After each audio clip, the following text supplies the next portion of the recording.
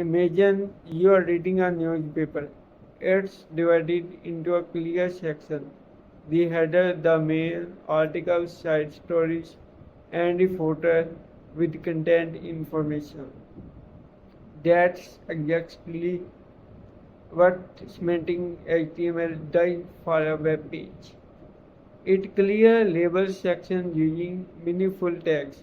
Instead of just div everywhere, we use tags like header, nav, main, and footer to give structure and meaning to our content.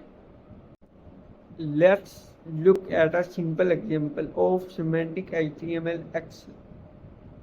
These tags tell both the browser and screen readers exactly what each part of the page means, just like reading organized section in a magazine.